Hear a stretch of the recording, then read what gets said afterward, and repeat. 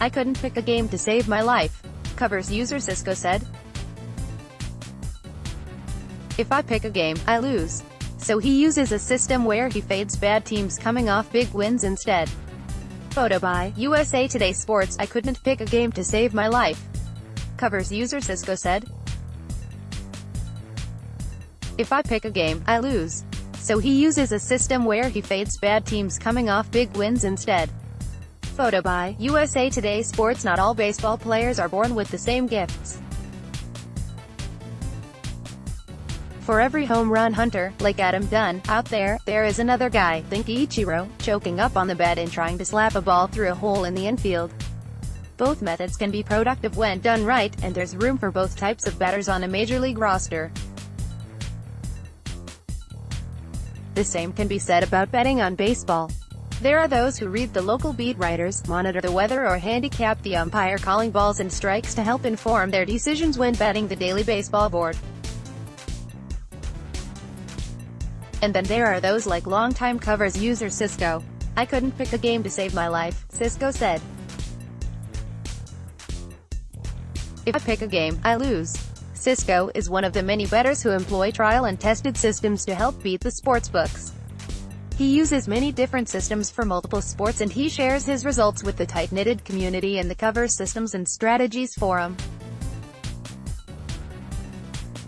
His favorite sport is baseball, and one of his most successful MLB strategy is a chase system which involves fading bad .470 or worse win percentage teams coming off a 5-run win.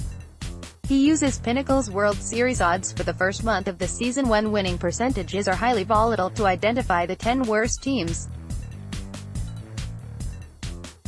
Those teams were the Braves, White Sox, Reds, Tigers, Royals, Marlins, Athletics, Phillies, Pirates and Padres this year. There are a few other rules to this system. 1. This is a 4-game chase system, which means the bettor must continue his wager until earning a 1-unit win. 2. The first play doesn't begin until 2 games following the 5-run win by sub .470 win percentage club.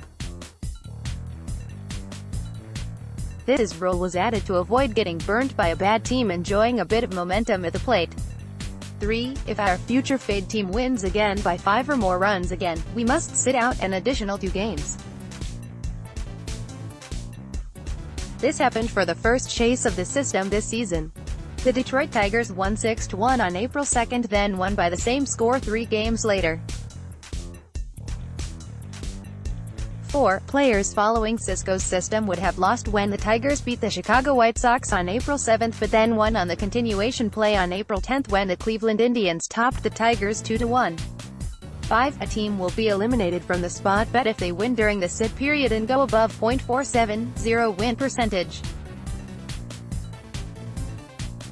6. The system calls on betting underdogs on the run line and favorites on the money line with an opportunity to middle when 2 sub .470 clubs coming off 5-run wins meet up.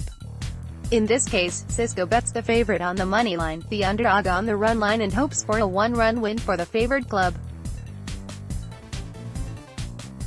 The system is 10-1 after the first month of the regular season, with 7 of the wins coming in the Game 1 of the chase. No system, as Cisco says, is foolproof. The Oakland Athletics' hot play at the end of April produced his first loss of the season. The chase ends after 4 kicks at the can. And that's the downfall of the chase system. When you lose big. Cisco says his system went 76-1 last season with 32.15 unit 1. He has all the current season information available on a shared Google Sheet, and several other Covers community members check in from time to time. He started coming to Covers at the beginning of the 2000s, and there he found a community of bettors who use different strategies than just eyeballing the board. Cisco started developing his strategies with encouragement from other Covers users around 2005. On the Google Sheet you'll see strategies on other sports like NBA and NFL, as well as another MLB chase system involving home favorites. They've all been developed over the years by a guy who loves betting on sports but who can't pick a game to save his life. I made my first bet on the White Sox in 1987, Cisco says. They won and I was hooked.